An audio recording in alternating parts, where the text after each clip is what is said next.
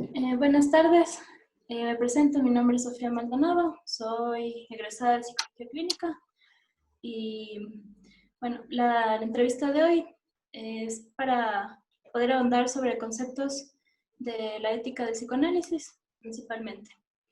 Entonces le doy paso a José. Sí, bueno, primero muchas gracias, Sofía. Yo había preparado unas pequeñas ideas. No sé si usted quisiera comenzar, por ejemplo, por la cuestión de diferenciar un poco lo que sería el código de, digamos, de ética de los psicólogos, para ver si eso se puede compaginar un poco con la idea del psicoanálisis o no. Claro, y justamente con eso es importante, digamos, diferenciar o hablar desde otro lugar, desde la ética del psicoanálisis, porque no es, no es necesariamente, no es lo mismo, básicamente.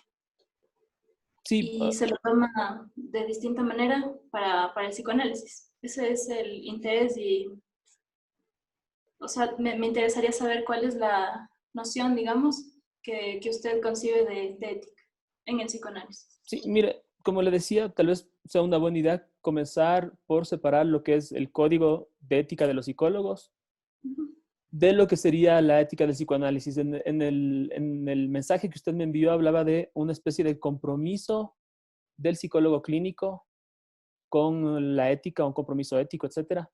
Y precisamente la cuestión desde el psicoanálisis no es un compromiso hacia un código, porque el código de alguna manera es buscar que las palabras del paciente encasillen en algo y que si, por ejemplo, yo me veo frente a una situación abocado, responda a partir del código, ¿no es cierto? Es decir, yo no tengo un poco que hacerme cargo porque lo que pasa al final con mi paciente, yo tomo un código y digo, bien, aquí me oriento, de aquí saco las conclusiones y hago lo más rápido, respondo de la manera más rápida a qué es lo que me incomoda a mí porque no sé cómo responder.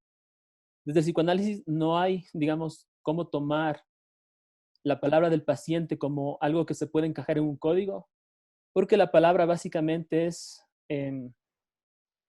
algo que, es algo que tiene que ver con es una dimensión creativa la palabra en psicoanálisis, no es algo que se pueda tomar y se pueda encasillar desde un discurso ya preestablecido, sino que en la dimensión de la palabra en psicoanálisis hay algo que es completamente nuevo, es precisamente lo que el doctor Lacan llama la palabra constituyente, diferente del discurso constituido, porque un discurso constituido es algo que de alguna manera usted ya sabe, es, ¿no es cierto?, repasar una lección para dar, explicar un problema que se puede encasillar.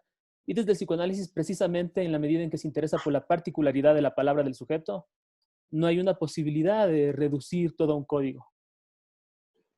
Hay que hacerse cargo, y ese hacerse cargo implica un compromiso que no es un compromiso con un código, es un compromiso más bien con el deseo de escuchar, o el deseo de que haya análisis en esa relación terapéutica. Se puede llamar terapéutica o más bien llamémosle de tratamiento. ¿Mm? En que en esa relación de tratamiento existe esa dimensión de la palabra.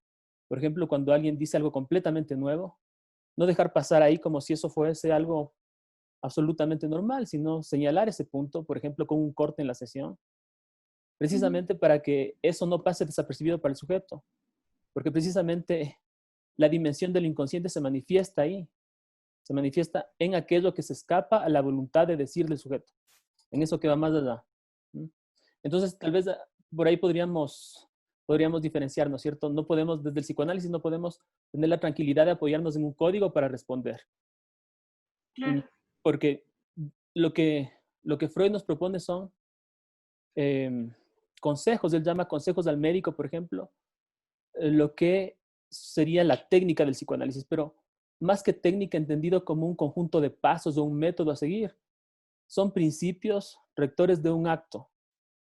Y en ese acto no hay como la posibilidad, ¿no es cierto?, de establecer algo así como un código.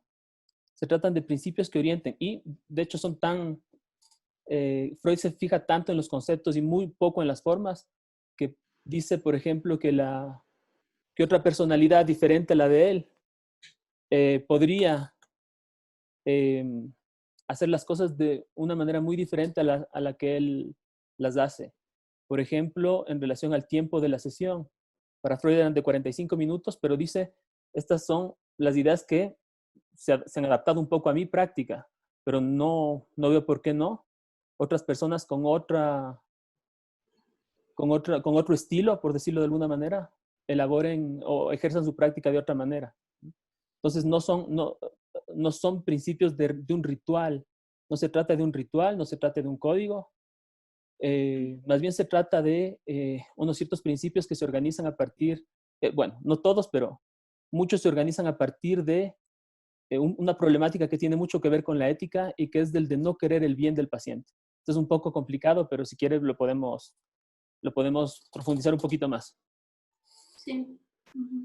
Me parece interesante eso, porque, digamos, bajo qué circunstancias tendría que un terapeuta no querer el bien de su paciente, ¿no? O sea, más allá de lo ético, se me viene algo del deseo quizás que no es necesariamente como querer ayudar al paciente en sí. Esa es la cuestión, digamos, uno puede reconocer que es muy humano querer ayudar a otra persona, digamos, desde el primer impulso, digamos así, que uno tiene cuando ve el sufrimiento de alguien más, es hacer algo muy rápidamente para que cese ese sufrimiento. Es algo muy humano. Pero hay algo que se opone a eso, y es precisamente un principio técnico, pero que también es ético, y es algo que se puede resumir en lo que Freud llama el principio de la abstinencia, que básicamente nos indica que no se debe, que si uno responde muy rápidamente a la demanda del paciente, con eso le está dando una satisfacción sustitutiva que le va a cerrar la boca. Y de lo que se trata es, ¿no es cierto?, de no responder tan rápidamente para que el paciente pueda elaborar algo de eso que causa su malestar y que si nosotros respondemos con una satisfacción sustitutiva, va seguramente a pasar lo que ha pasado ya antes en la vida del paciente, es decir, por ejemplo, se siente mal y va donde un amigo porque se siente muy culpable por, qué sé yo, por algún pecadillo que ha cometido. Y el amigo le dice, no, no es tan grave, tú no eres culpable de eso, todo va a estar bien. Yo te voy a demostrar con mis argumentos que tú no eres el responsable de eso que te acusas. Tú eres una buena persona, no se preocupe. Y precisamente de eso no se trata. Se trata más bien, como Freud nos lo indica a propósito de la neurosis obsesiva, por ejemplo, que la culpa es siempre verdadera, el afecto de culpa es siempre verdadero. Lo que pasa es que la razón de esa culpa ha sido desplazada. Es decir, la culpa sí tiene una razón de ser, pero no es la razón que el paciente la adjudica. Y desde esa manera lo que hay que hacer más es ubicar la causa de esta culpa más allá de lo que el paciente cree en primera instancia, de lo que se en primera instancia de lo que se trata su culpa, ¿no? Sino más bien buscar algo que no es lo que el paciente trae en primera instancia. Entonces, desde ahí vemos que hay una oposición a la idea, ¿no es cierto?, de satisfacer demasiado rápido a un paciente, porque precisamente de consolar demasiado rápido a un paciente, porque se le priva de la posibilidad de que el paciente encuentre una dimensión de su propia verdad, de su propia palabra, de que algo del inconsciente se pueda manifestar. Y de eso se trata finalmente. Hay otras cosas, ¿no?, como por ejemplo la gratuidad del tratamiento. Si Freud se opone a la gratuidad del tratamiento, no es porque quiere el mal del paciente. Bueno, y de hecho, él sí considera la posibilidad de un tratamiento gratuito bajo ciertas circunstancias, etcétera, pero digamos, un principio es hacerle saber al paciente que tiene que pagar. Es un poco como lo que dice el doctor Lacan, es decir, que cuando hay una gratuidad absoluta del tratamiento y no se paga con dinero, es muy probable que se comience a pagar con otras cosas. Y como el doctor Lacan dice, si no se paga con dinero, se paga con algo que es mucho peor que pagar con dinero y que es el sentimiento de deber algo a alguien. Es precisamente por eso que Lacan nos habla de los contragolpes agresivos de la caridad, es decir, la agresividad que uno siente por el hecho de sentir que depende de alguien más. Y eso precisamente es lo que se corta con el pago de las sesiones. Hay otra dimensión del bien, si quiere usted también, que podríamos nombrar, y que es precisamente ver cómo el bien implica, el ideal del bien, de hacer el bien, de ser bueno, implica el sacrificio del deseo del sujeto.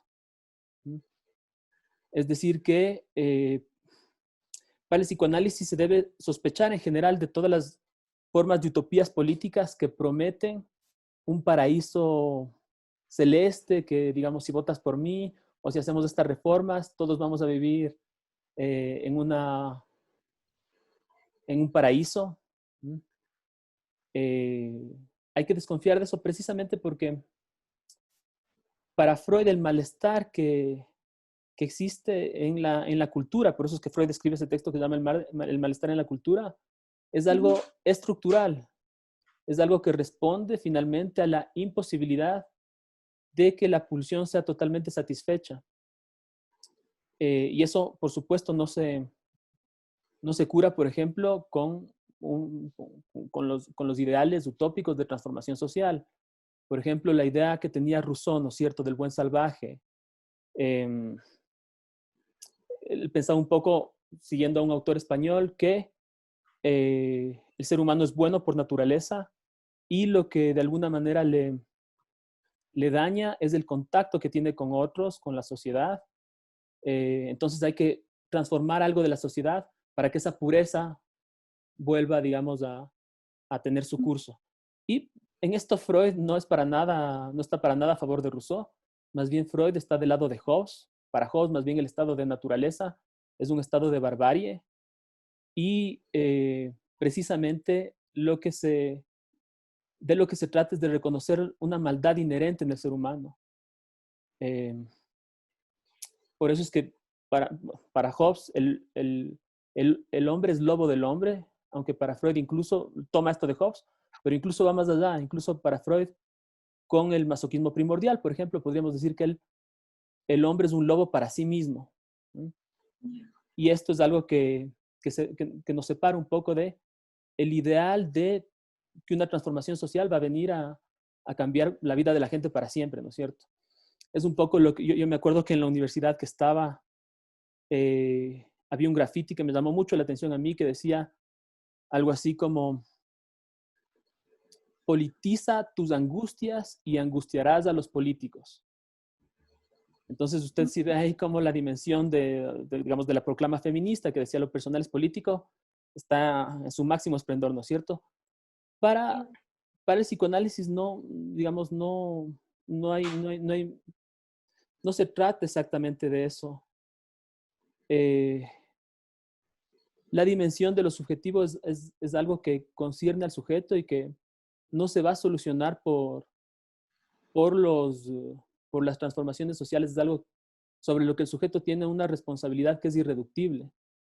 No puede adjudicarle a otro la responsabilidad finalmente sobre lo que le pasa. Obviamente uno puede reconocer que hay ciertas condiciones políticas muy difíciles y que todo eso será muy complicado de sobrellevar, sin duda.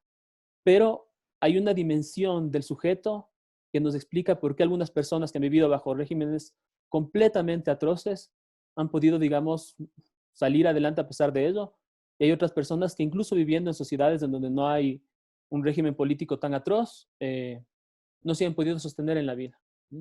La idea es que no podemos siempre, o sea, uno puede, pero si uno está completamente todo el tiempo pensando en que es el otro el responsable de lo que me sucede, va a estar esperando a que el otro cambie eternamente. Y aunque uno puede reconocer que el otro puede hacer mucho daño, sin duda, siempre hay que ver si hay un margen del sujeto para que el sujeto pueda salir de esa situación de víctima. No se trata, por supuesto, de decir, hay que salir de la posición de víctima como un imperativo. No se trata de eso. Se trata más bien de poder acoger una queja, como Freud hace con Dora, pero al mismo tiempo que se acoge la queja, ver un punto donde la persona pueda salir de esa posición de víctima, pero ella misma, no porque uno le diga. Ese es un principio también fundamental de la ética del psicoanálisis. que uno respeta los tiempos del paciente. Que aunque uno se pueda percatar de ciertas cosas, para Freud no es una muy buena idea, ¿no es cierto?, estar insistiendo demasiado en un punto, porque precisamente se siente eso como una imposición del terapeuta, del analista, sobre el paciente, y eso precisamente genera las más grandes resistencias. Y de eso no se trata. Por eso es que, más bien, desde una ética de la palabra, lo que se hace es hacer que el paciente se confronte un poco con su propio decir. Esa es toda la lógica, no toda, pero ahí hay mucho de la lógica de la interpretación en psicoanálisis como corte. Es decir, que yo como analista simplemente digo, aquí nos vamos a quedar. Pero es de alguna manera la persona esa la que... Yo ni siquiera tengo que recalcar ningún punto sobre lo que la persona ha dicho, porque la persona, digamos, ya ha encontrado, por así decirlo, su tesoro. Si yo sigo hablando ahí, eso simplemente va a seguir llenando de lodo ese tesoro que la persona encontró, y no se trata de eso. Es por eso que para el psicoanálisis no es una tan buena idea, ¿no es cierto?, que hayan sesiones de duración fija, porque precisamente si estamos bajo una ética de la palabra, no se puede pensar que el momento decisivo del discurso de un sujeto va a venir exactamente a los 45 minutos. Eso no suena muy lógico, ¿no es cierto? Entonces, esas son algunas de las dimensiones de por qué el psicoanálisis podríamos decir que no se orienta por un ideal del bien del sujeto. Hay otra más, y es que Lacan, de hecho, es quien hace este trabajo. No se puede actuar siempre en nombre del bien pensando que eso no tenga ninguna consecuencia, porque precisamente hay algo que le horroriza a Freud en El malestar de la cultura, y es el enunciado cristiano: amarás a tus enemigos. ¿Por qué le parece tan aterrador este enunciado a Freud?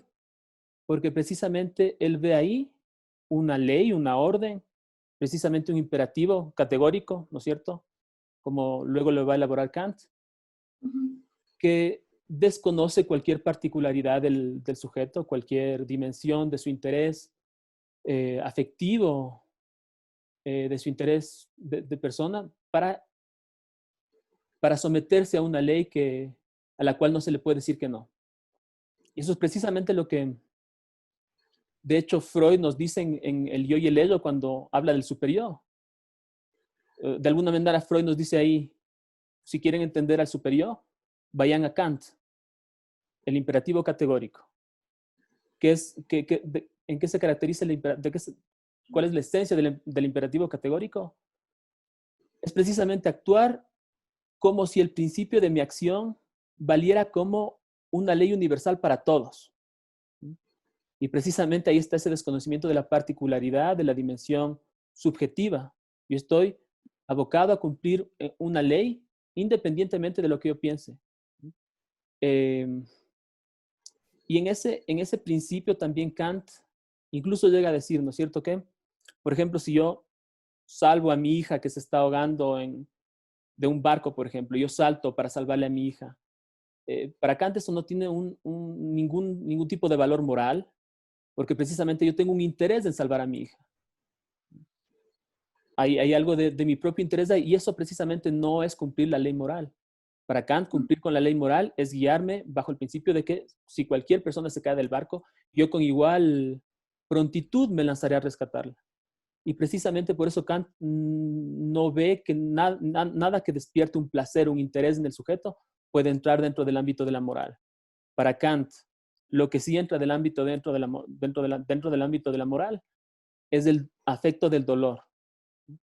Y entonces uno ve ahí cómo para Kant hay algo de la dimensión del masoquismo que está presente. Claro que se justifica en nombre del bien, pero esa dimensión finalmente de un cierto masoquismo, que al final es una forma también de obtener una satisfacción. Habría que más o menos estar un poco desengañado de lo que implica el masoquismo, ¿no es cierto?, para decir esto, pero precisamente hay una satisfacción en el masoquista. Eso es lo que nos llama la atención, ¿no es cierto? Que es como si el masoquista encontrase un placer en el hecho de hacerse daño o en el hecho de hacerse hacer daño. Y eso precisamente es algo que nos habla de esta dimensión del superior y esta dimensión del imperativo categórico kantiano, que es finalmente es una forma también de satisfacer algo así como oh, un imperativo de lo que el doctor Lacan, por ejemplo, llamaría el goce. Es decir, que Kant no es sino el reverso de Sade, porque para Sade también las cosas funcionan en un principio completamente diferente de lo que para Kant funcionan, pero precisamente Lacan ve en el punto en que los dos coinciden y que hasta cierto punto Kant no es sino el reverso de Sade, o Sade no es sino el reverso de Kant, más bien dicho, porque precisamente Kant nos dice que hay que obedecer a una ley natural. Y en nombre de esa ley natural, uno está, digamos, obligado a violar, a cometer incesto, a matar, porque precisamente sería obedecer a esa ley. Y hay hasta cierto punto, esto es lo interesante, ¿no es cierto? Hay hasta cierto punto el mismo apegamiento a un imperativo como en Kant. Por eso es que para Lacan, Kant no va sin Sade, ¿sí? Porque es su reverso. Y digamos, la crueldad que muestra Sade, que por ejemplo se puede ver en cómo Hannah Arendt hablaba de lo que sucedía en el régimen nazi. Es decir, que en ese régimen, todo lo que constituía normalmente una tentación de hacer el mal en otras sociedades, todo lo que era una tentación de hacer daño en otras sociedades, en el régimen nazi se vuelve una obligación, es decir, cumplir con la ley es hacer daño en el régimen nazi. Es toda la dimensión de lo monstruoso que puede ser la ley. Y que finalmente hay una relación entre el bien y el mal. Es por eso que decíamos hace un momento que no hay ningún mal que no se justifique en nombre del bien. Entonces, hasta cierto punto, para Kant, tanto una moral, que podríamos decir, llamarla hedonista, ¿no es cierto? Y hay que remarcar que el hedonismo no es sino una estafa para Lacan, porque precisamente desconoce una dimensión de goce del placer. Es decir, un placer sin ningún tipo de límite, librado a sí mismo, no tiene sino una conclusión, y es el dolor, y es el goce. Esto es algo que se puede ver perfectamente en la clínica con las adicciones, por ejemplo, en la cual, ¿no es cierto?, uno piensa que el paciente es demasiado hedonista y entonces está en busca de una recompensa, ¿no es cierto?, de la cual hablan algunos de nuestros colegas, y en base de esa recompensa encuentra ciertas gratificaciones, ¿no? Y eso hace que se repita su acción. Lo que muestra la clínica es algo completamente diferente. Es el dolor que una persona siente de no poder decir que no, algo que siente que se le impone a esa persona.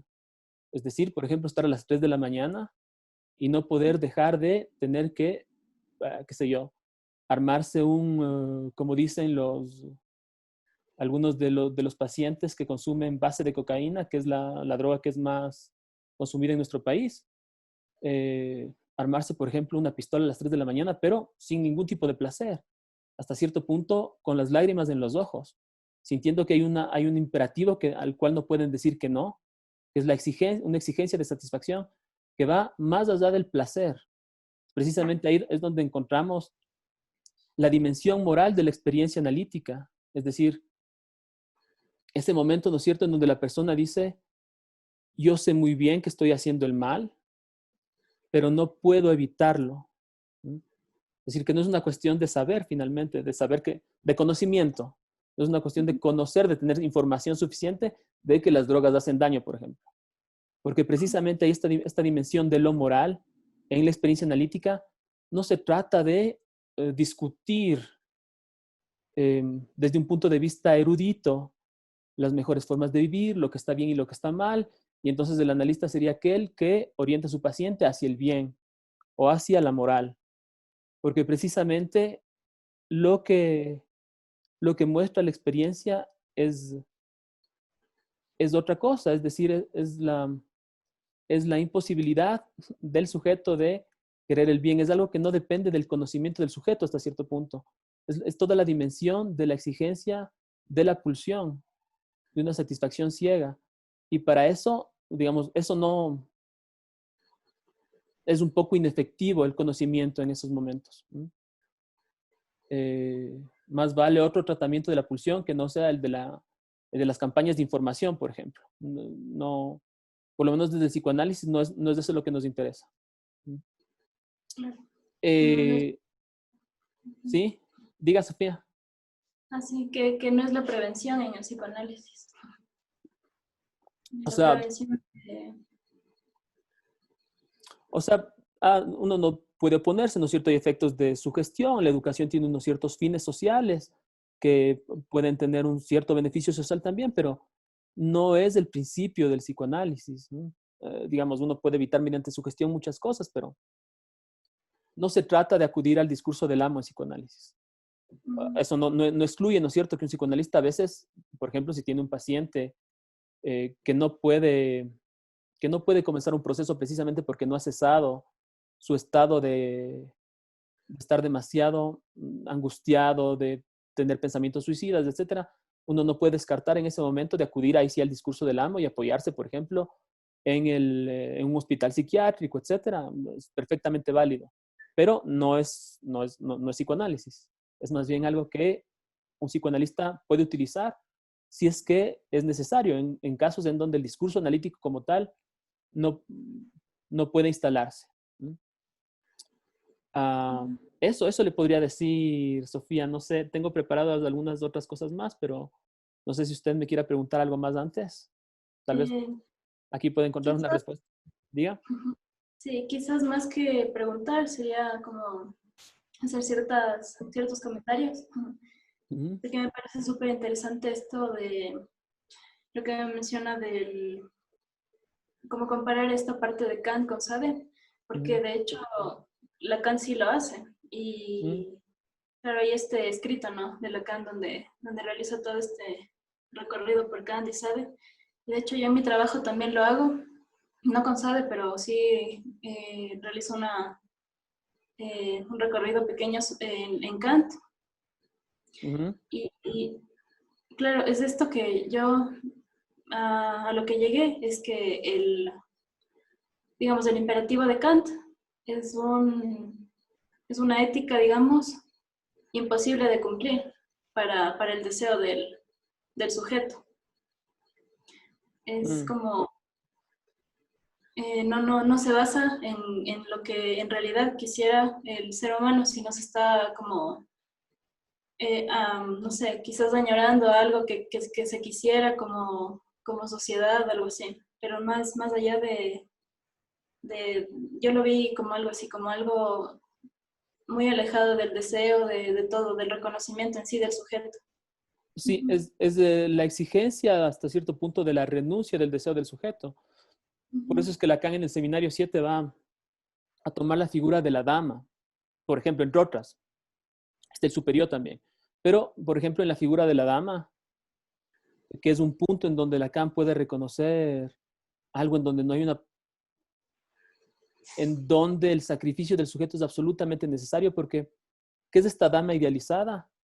Es alguien frente al cual el sujeto no exige nada, no demanda nada, no hay, digamos, un contacto físico, sino es simplemente el sacrificio en nombre del ideal. Y precisamente este ideal es algo de ah, lo que enseña cómo alguien puede estar dispuesto, ¿no es cierto?, a sacrificarse a sí mismo en nombre del bien, en nombre de un ideal del bien.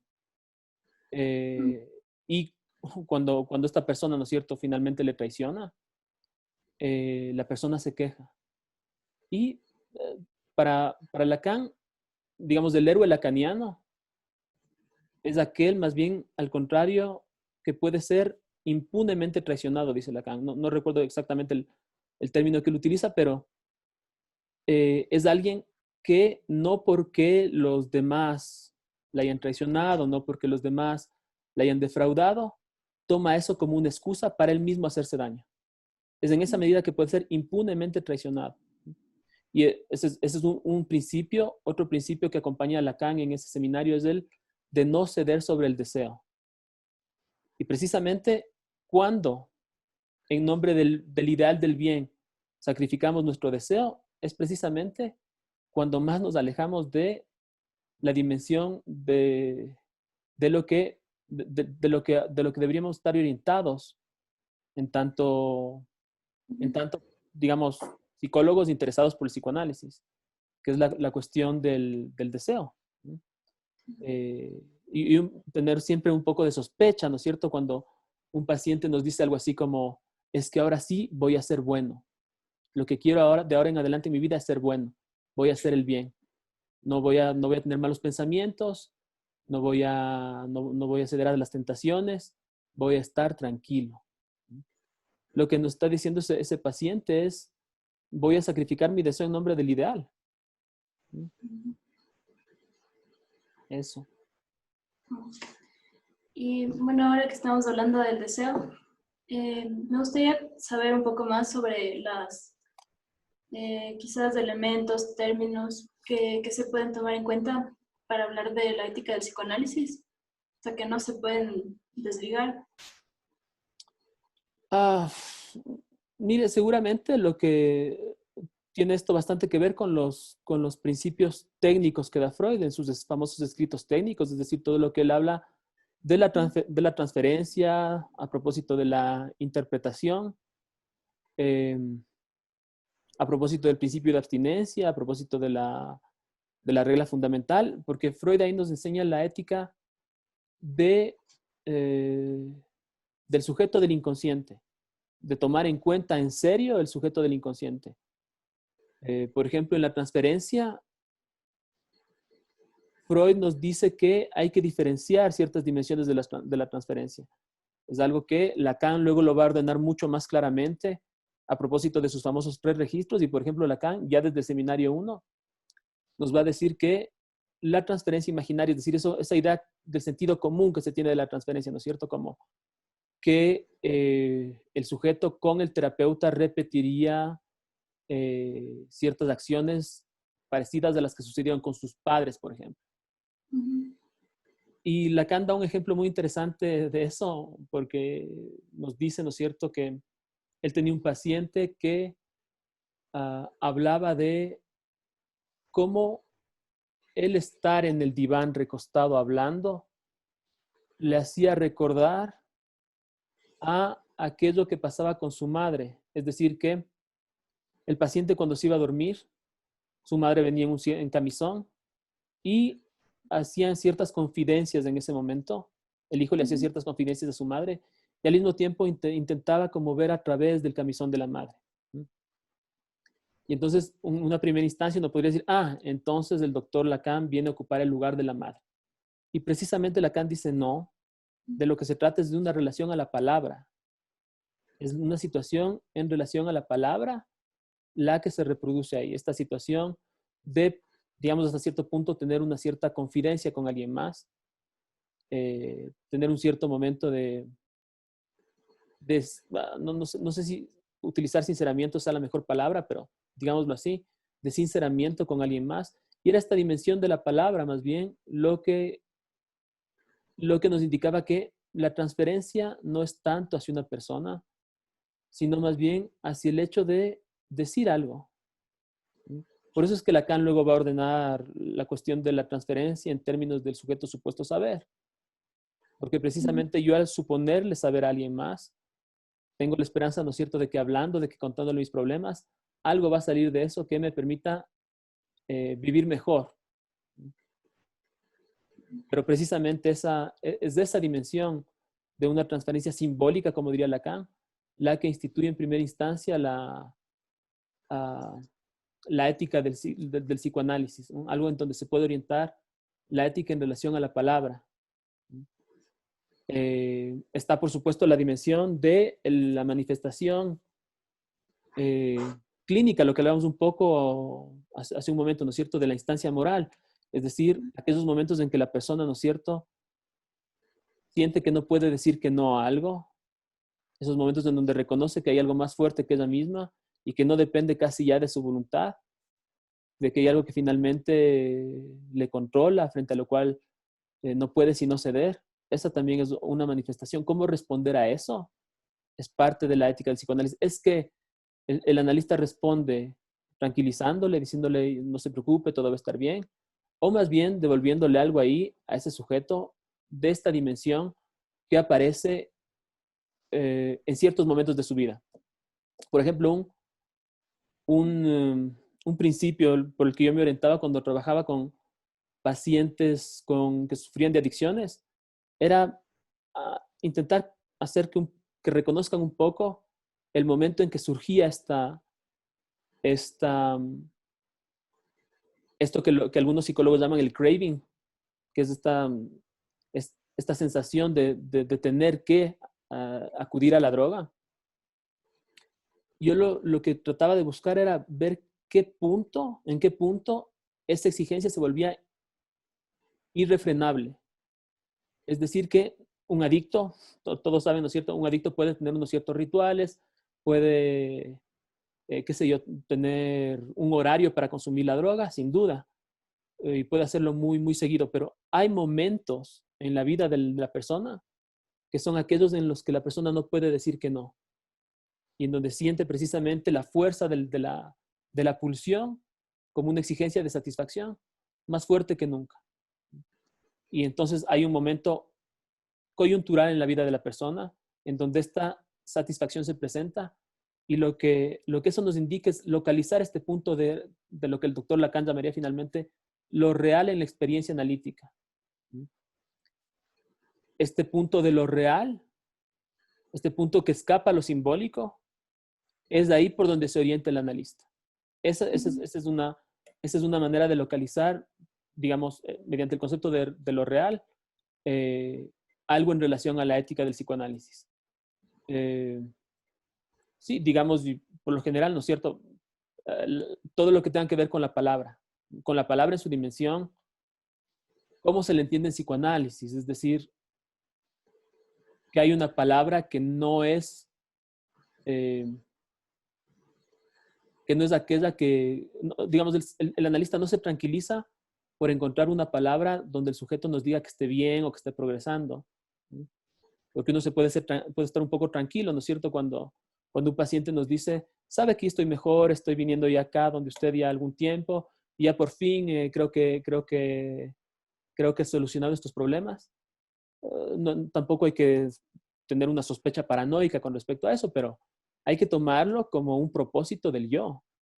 Y precisamente de lo que se trata en el psicoanálisis es de escuchar no ese propósito del yo, no de escucharle al yo, sino a lo inconsciente. Y lo inconsciente precisamente es todo lo que se le escapa a ese yo. Lacan, no lo olvidemos jamás, toma el yo como una instancia de desconocimiento, orientado por Freud, porque Freud mismo ya desde los primeros escritos nos dice que el yo es la causa de un rechazo que finalmente va a conceptualizar luego como represión. Es decir, el yo es algo que no quiere saber lo que le sucede, lo que le pasa. Y esta instancia, esta especie de no querer saber, es precisamente lo que para Lacan explica un fenómeno como la tristeza, apoyándose en Spinoza, que era un filósofo muy admirado por Lacan.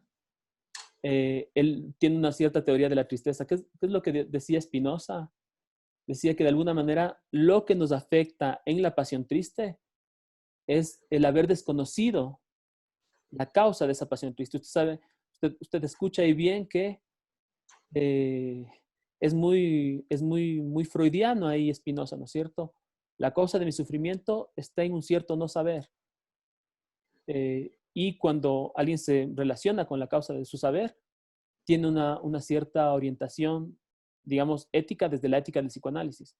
Por eso además hay un cierto problema con ciertas teorías, ¿no es cierto?, que intentan reducir todo lo humano al factor biológico. El factor biológico, sin duda, nos enseñan cosas muy interesantes, pero desde el psicoanálisis al menos hay algo que no se puede explicar para nada con ciertas hipótesis en relación al funcionamiento de lo biológico como tal, digamos, si se entiende solamente al ser humano como reducido a un cuerpo biológico, como si ese cuerpo biológico no estuviera afectado por el hecho de la palabra, por el hecho de hablar finalmente. No sé si le respondí un poco a su pregunta. Sí, sí, sí. Claro, y hay esta cuestión de la transferencia también, que es cómo se ubica el analista en relación a su deseo. Es decir, el analista también debe ser un sujeto, ¿no? En el análisis, o sea, debe ser alguien que se reconozca en falta y que reconozca que su deseo también está implícito en este como trabajo con el sujeto. Sí, pero habría que identificar bien de qué se trata el deseo del analista, que no es lo mismo que cualquier deseo. Antes de hablar del deseo del analista, simplemente para intentar como comprender de lo que se trata, decíamos que la tristeza está en una cierta relación con un no saber, ¿no es cierto? La pasión triste. ¿Y cuál es la característica precisamente de una persona que tiene melancolía o como se la llama, ¿no es cierto? Según el DSM, depresión. Es una de las características es que no habla. Entonces, hasta cierto punto es como si la persona no viera una necesidad de hablar, es decir, no viera una necesidad de relacionarse con la falta que provoca que hablemos. ¿Por qué? Porque se supone que él supone que ha perdido algo que es tan valioso que ya no tiene más sentido vivir. Pero precisamente el objeto perdido no es el objeto causa del deseo, tal como Lacan lo teoriza. El objeto causa del deseo es aquello que nos causa el deseo precisamente y nos causa de alguna manera las ganas de seguir hablando. Y una vez que uno pueda, ¿no es cierto?, despejar esto que se manifiesta en el decir, en lo que yo digo, una vez que uno pueda despejar un poco los ideales y también todos los ideales, ¿no es cierto?, a partir ya sean morales o también los ideales de encontrar una felicidad en la satisfacción de las pulsiones, digamos, una moral hedonista. Una vez que se ha despejado un poco ese campo, puede emerger en la palabra algo del deseo, que no es precisamente la dimensión que hablábamos hace un momento, ni de la moral que podríamos llamar hedonista, ni de la moral que podríamos llamar conservadora. No es ni el libertinaje y tampoco es el conservadurismo. El deseo es algo que se sostiene por la palabra, en la relación siempre al inconsciente, y que es causa de este deseo de hablar. Que no se puede el objeto del deseo no es algo que se pueda localizar como el objeto que nos venden en los mercados, ¿no es cierto? No es algo que uno pueda ir al mercado y decir, aquí está mi objeto de deseo. No, precisamente se trata de otra cosa. Se trata de otra cosa que esa insatisfacción que nos lleva a buscar a satisfacer siempre más. Más bien hay que renunciar a eso para encontrar algo del orden del deseo. Y no es una renuncia, es una renuncia triste. Es una renuncia hasta cierto punto alegre. Porque precisamente uno cómo puede reconocer algo de lo que no es deseo. Uno puede reconocer eso en el ámbito de la obligación. Es decir, por ejemplo, como le decía hace un momento, ¿no es cierto? Cuando uno atiende a un paciente y siente que está obligado a atender los 45 minutos del reloj y no simplemente en relación a lo que escucha y con un cierto ánimo, con unas ciertas ganas de atender al paciente, uno debe sospechar. Cuando uno siente que está ahí por obligación y el paciente siente que está ahí también por obligación y uno, para responder al silencio, por ejemplo, del paciente, intenta llenar eso con palabras, eso es precisamente algo que nos muestra que se está cediendo a la obligación, al nombre de la obligación, al nombre del bien. Y precisamente todo lo que nos indica eso en el ámbito de la palabra no es del deseo. Se trata precisamente de otra cosa que del ámbito de la obligación, porque ahí donde hay obligación está el superior. Cuando un paciente dice que se siente obligado a hacer algo, entendámoslo como estoy cediendo al imperativo superiórico. Entonces, bueno, para resumir, el deseo no es algo que se pueda localizar por fuera de la palabra del sujeto. Bueno, pero había algo más en relación al deseo del analista, y es ese deseo no es algo tampoco que se pueda, ¿no es cierto?, tomar de un perchero, y no es algo que tenga que ver con la dimensión personal, sino es el deseo precisamente de ubicar el deseo, de producir el deseo en alguien más. Y hasta cierto punto es ponerse en el lugar del objeto causa de deseo de esa persona. Entonces, es cierto que en un momento de su enseñanza Lacan habla de la intersubjetividad, y entonces piensa el análisis como un intercambio, un diálogo hasta cierto punto, orientado por la dialéctica simbólica, para que se produzca algo así como una verdad en el sujeto. Pero en otro momento más tardío de su enseñanza, Lacan no toma exactamente al analista como un sujeto, sino más bien como eso que va a causar el deseo en un sujeto. Esa X en la que el sujeto puede decir, ahí está mi deseo, esa es toda la dimensión de la transferencia, está ahí. Y el localizar, el ubicar, el provocar, el causar el deseo en su analizante, eso podríamos decir más o menos se relaciona con lo que sería el deseo del analista. Usted ve que el deseo del analista no tiene que ver con querer el bien de su paciente, no tiene que ver con tranquilizarle, tiene más bien que ver con que su paciente se relaciona a algo del orden de su propio decir. No quiere producir personas buenas, ¿no es cierto?, normales, con comportamientos adaptativos, como diríamos como dirían algunos de nuestros colegas. Ese no es el problema del psicoanálisis. El psicoanálisis por eso mismo nos pone en relación incluso hasta con la perspectiva de la prisa. Algo del deseo tiene que manifestarse en la relación a la palabra a partir de las intervenciones del analista con la prisa, es decir, de alguna manera tener la perspectiva de la muerte. ¿Por qué de la muerte? Porque la muerte precisamente es un fin, un fin de todo, un momento en donde la persona ya sabrá que no podrá hacer más. Y precisamente el saber que uno no va a poder hacer más es algo que provoca en nosotros una urgencia por hacer las cosas. Es por eso que al final del seminario Lacan también nos dice algo así como que uno se puede plantear un juicio final. No en el final de la vida, no hay que esperar hasta el final de la vida para decir, he hecho todo lo que quería hacer con mi vida, he actuado conforme al deseo que me habita. No, de alguna manera la idea de Lacan es que eso se produzca antes, que no tengamos que llegar al final de nuestra vida para plantearnos eso, sino que algo de una prisa surja, y algo de esa prisa está relacionada también con el deseo.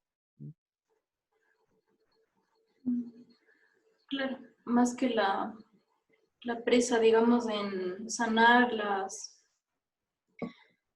si se puede decir así, las dificultades, problemas que tiene en la vida, sería como encontrar este actuar en conformidad con el deseo propio, ¿no?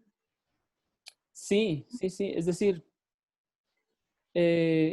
tal vez eso se produzca al producir una especie de sanación, pero habría que entender bien cómo vamos a abordar la cuestión de la sanación. Porque, por lo menos desde el psicoanálisis, esa sanación primero es mediante la palabra, y segundo implica una cierta responsabilidad subjetiva, como le decía hace un momento, un cierto una cierta relación con aquello que yo puedo decir de mí mismo que no sabía. Ujú. Hasta cierto punto, cuando uno puede reconocer una posición que uno tiene frente a algo. Por ejemplo, para retomar la cuestión de la dama, ¿no es cierto?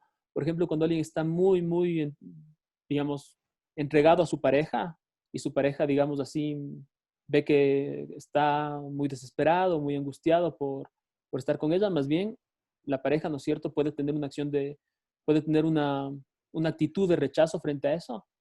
Y cuando el paciente se cansa de esto, o si se cansa, ¿no es cierto? Porque a veces precisamente lo problemático es que no se canse de estar en una posición, digamos, de demasiada sumisión. Uno puede ver ahí, por ejemplo, en la manifestación de la ira, hasta cierto punto del odio. No es que aconsejemos el odio ni nada de eso, pero digamos, alguien que es capaz de mostrar una cierta ira, un cierto odio frente a esa persona, primero es llamativo, ¿no es cierto? Porque todo ese amor ya se transforma en odio, bueno, etcétera. Pero por lo menos nos indica que la persona se está separando de algo o está comenzando una separación de algo y está dándose un lugar, ¿no? Que es ya un indicio de una cierta elaboración de la subjetividad. Por lo demás, la huella del trauma, el impacto que causa un trauma, no se borra, pero precisamente hay algo que se puede hacer, eh, y es que hablando el sujeto desactive un poco o completamente, o lo más completamente que se pueda, toda su intención de seguir haciéndose daño. Mm. Es decir, como lo decíamos hace un momento, ¿no es cierto?, en relación al héroe lacaniano, no pensar que porque otros me han vapuleado o me han traicionado, eso me excusa a mí para hacerme daño. Ujú. Yo debería ser idealmente, aunque no sé si idealmente sea una buena palabra, pero eh, yo debería poder, en el término de un análisis, ser impunemente traicionado. Es Ya. decir, que yo no tenga que hacerme daño por lo que otros han hecho, Ujú. por lo que otros me han hecho. Ujú. Claro, y eso es súper importante también. Eh, como, no es que ya dependiendo, ¿no? Cada persona, pero a qué ritmo llegue cada persona a eso. Pero también como destacable esta parte del psicoanálisis porque eh, respeta, respeta mucho esta particularidad del sujeto en, Ujú, en la cuestión de, por ejemplo, Lacan menciona en La dirección a la cura que no, el analista no tiene que ser o no ponerse en este lugar de enseñar, ni de darle guías, ni como darle haciendo o llegar al destino, sino él solito tiene que hacer las cosas, ¿no? O sea, el mismo analizante es quien tiene que llegar a esto. Entonces, claro, puede ser un poco conflictivo, digamos, si lo tomamos desde otras teorías, porque se puede decir como, por ejemplo, la psicoeducación, que son como métodos guías que se le dan al paciente para que se pueda llegar a la cura, pero básicamente para el psicoanálisis no debería ni siquiera pensarse en eso. O sea, el analista no tiene que ubicarse en ese lugar. sí, digamos, no, el analista no debería ocupar el lugar de ser un profesor, de una guía moral, de orientar a su paciente y esperar, ¿no es cierto?, que como pensaban algunos post-freudianos, que fueron aquellos que, eh, digamos, fueron continuadores de Freud, pero para Lacan muy mal orientados, veían el fin de análisis como la identificación del yo del paciente al yo del analista. ¿Por qué? Porque hasta cierto punto el yo del analista sería, ¿no es cierto?, el que sería la medida de la realidad de las cosas. Yo no puedo imaginar desde qué punto de vista mis convicciones tendrían que ser las verdaderas y yo tendría que estar tranquilo si mi paciente entonces tiene mis propias convicciones. Es todo lo que Lacan critica a propósito de la noción de contratransferencia. Freud utilizó una o dos veces esa noción y jamás en el sentido de lo que algunos post-freudianos lo hicieron, es decir, algunos post-freudianos pensaban que la contratransferencia era un medio de interpretación. Es decir, que si yo siento una hostilidad hacia mi paciente, seguramente le tengo que decir a mi paciente, usted piensa que yo tengo una hostilidad contra usted y por eso actúa de esta manera. Para Lacan no tiene ni, para Lacan es sobre todo en ese caso el analista el que se está interpretando a través de su paciente y no está interpretando a su paciente en todo caso. Pero hay algo más en relación a la cuestión de la contratransferencia y es que Lacan no por nada la define como la suma de los prejuicios del analista. De hecho, cuando Lacan analiza la ruptura de Dora con Freud, porque usted sabe que Dora en un momento le dice a Freud, ya no va más. Para Lacan eso se explica por la contratransferencia de Freud. Es decir, porque Freud no tenía la idea, y usted lo ve, Freud batalla con esto, con un montón de sus pacientes histéricas. Freud tenía la idea de que los hombres van con las mujeres y las mujeres van con los hombres de par en par. Es decir, que Freud creía en la idea de una solución por la vía del amor. Por supuesto, el amor es muy importante, sin duda, pero el imponerle a un paciente un poco esto, Freud tampoco imponía, no vamos a decir eso, pero Freud insistía mucho en sus interpretaciones con Dora, en el sentido de que todas las manifestaciones de lo que Dora le mostraba a Freud indicaban un interés secreto hacia el señor K. Y lo que después Freud se da cuenta y Lacan también, es que más bien la cuestión se explicaba más por la famosa señora K. Es decir, que más bien una relación al propio ideal de lo que para Dora constituía una respuesta del qué es una mujer. Y no tanto un amor secreto por el señor K. Pero precisamente Freud insiste tanto en eso que se termina yendo Dora. E incluso uno ve esto también con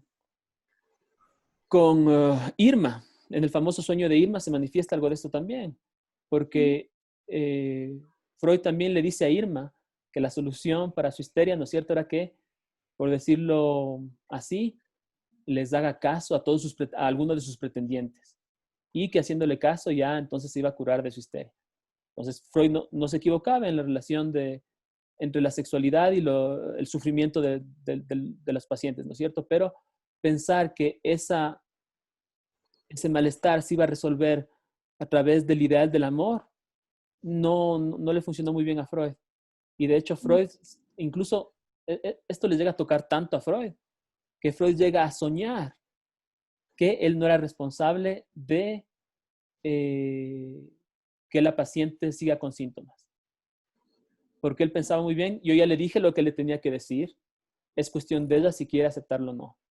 Y precisamente Freud luego va modificando un poco su técnica, su ética, porque precisamente va indicándonos que no hace falta solamente comunicar algo a un paciente, de hecho muy poco, y de hecho ya con Lacan podríamos decir que no hace falta comunicar casi nada, sino más bien repetir lo que el paciente ha dicho, hacer puntuaciones muy, muy específicas, o simplemente no decir nada y cortar la sesión, etc.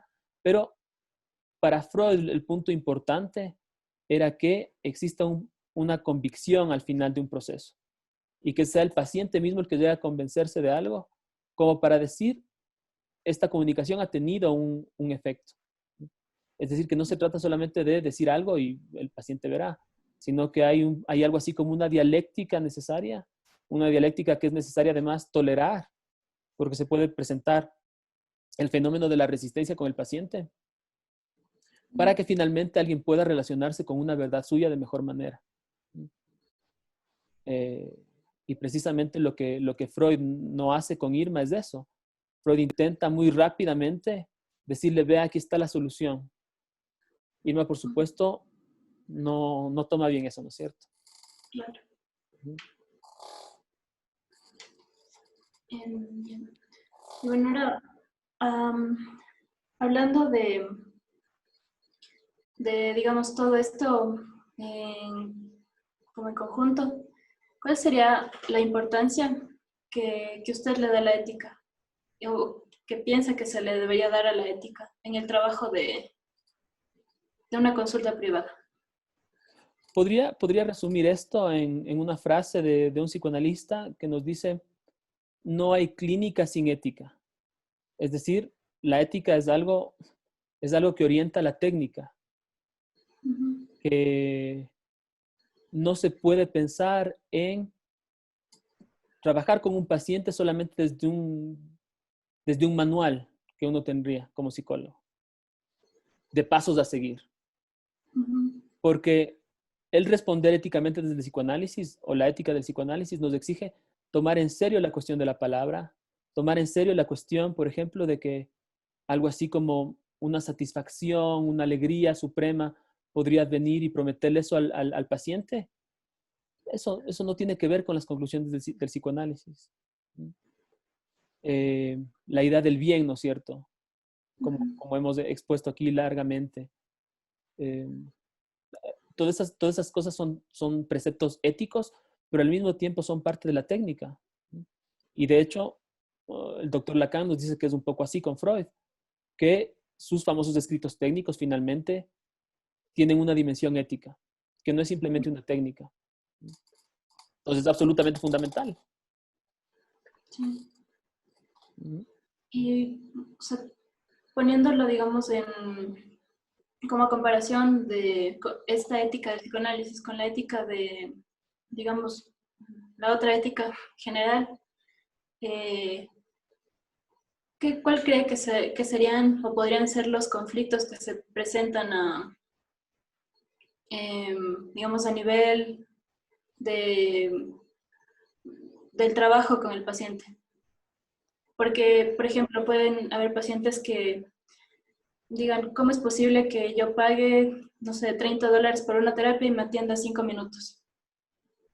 Por ejemplo, cosas así, ¿no? Que se pueden presentar en el trabajo con los pacientes. Mm.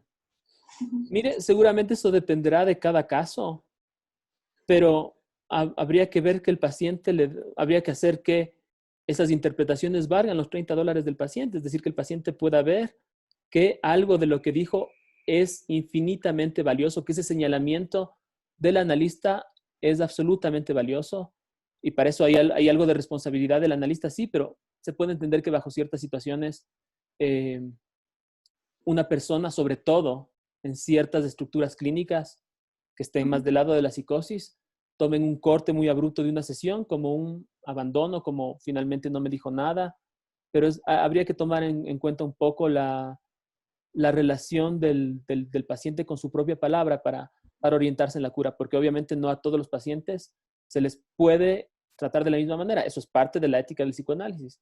Desde el psicoanálisis no nos guiamos por un manual que nos diga cómo actuar en todos los casos.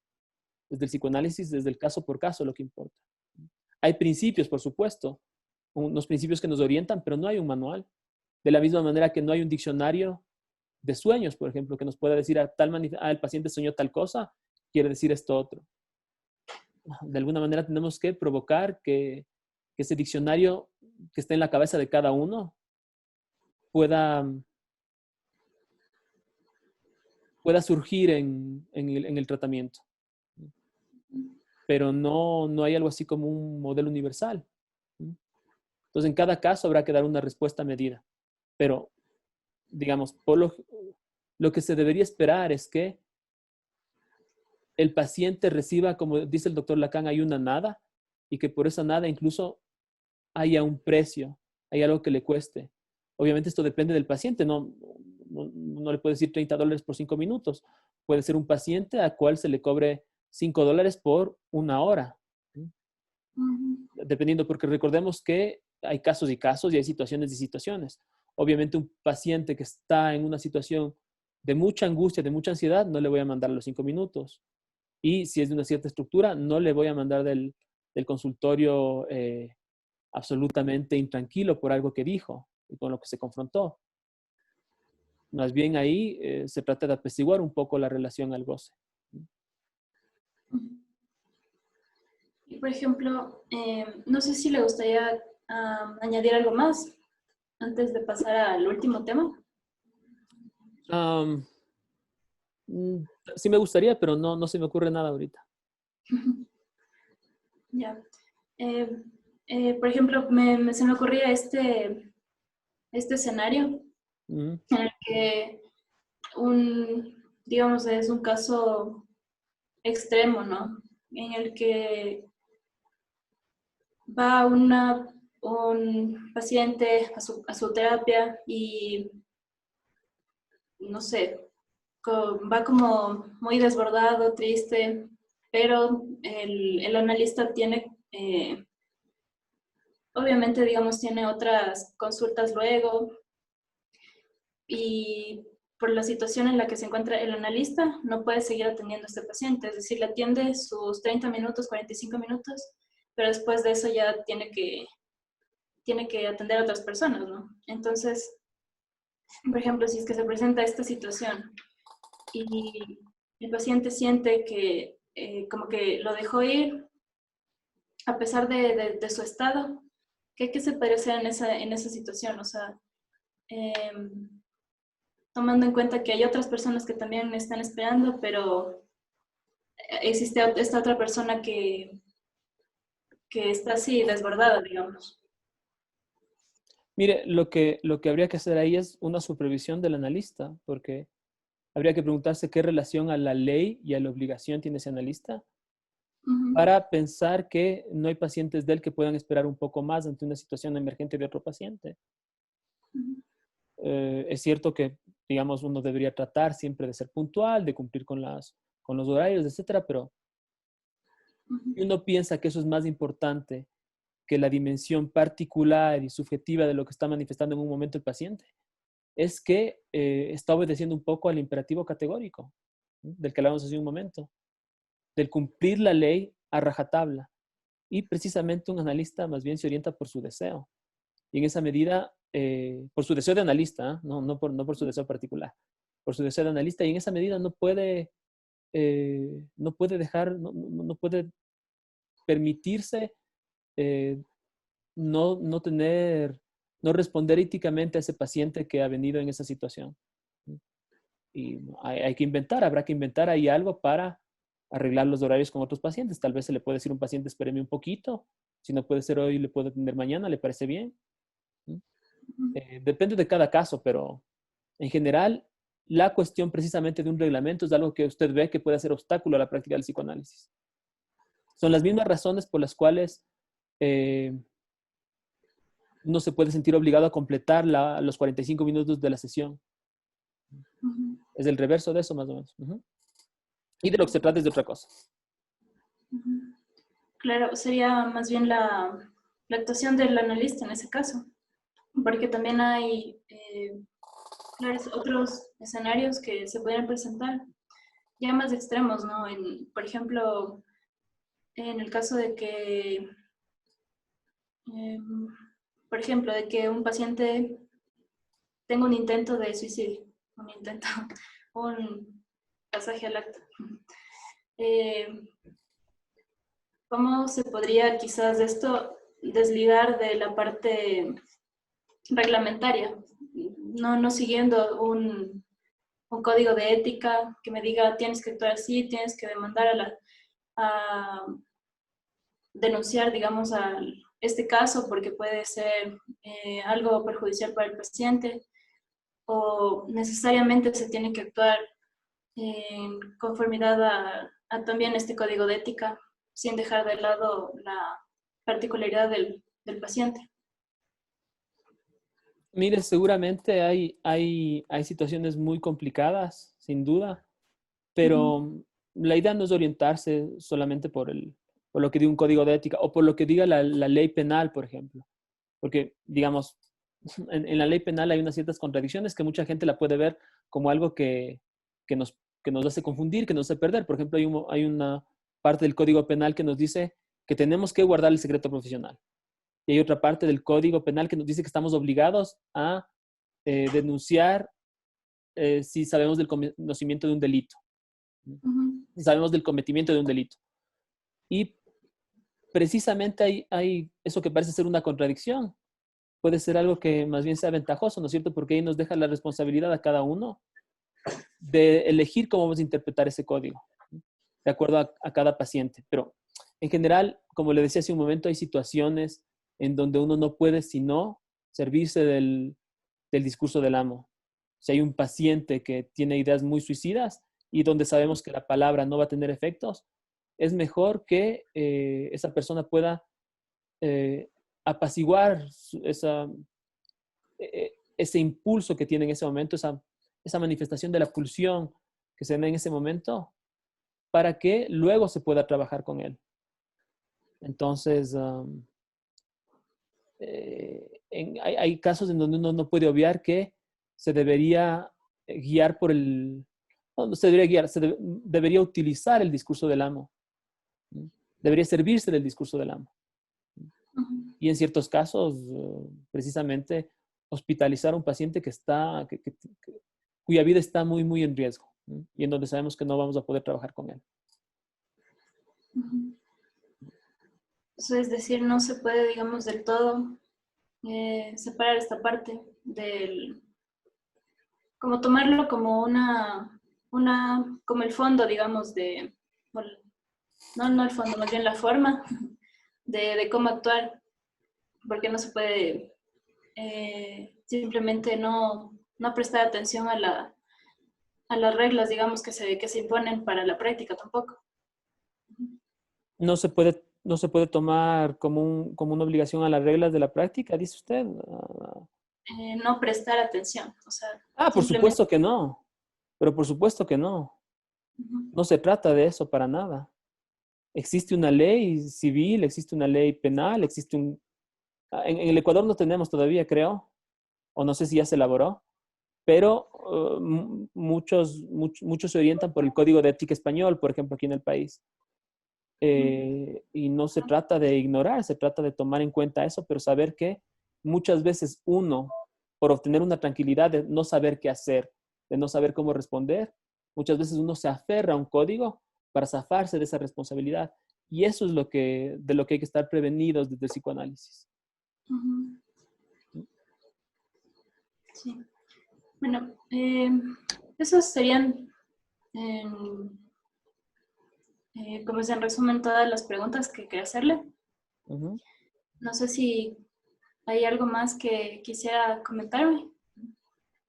No, más bien agradecerle a usted por la pequeña entrevista. Ojalá que le haya podido ayudar en sus inquietudes. Sí, sí, sí, en realidad sí. Y más bien yo quisiera agradecerle por su tiempo, el espacio que me ha brindado para poder entender mejor este tema. Y sí, me parece realmente importante todo lo que me ha podido acotar. Y pues nada más, eso. Eso Ok, sería. bueno, que pase bien, Sofía. Muchas gracias. Hasta luego. Muchas gracias.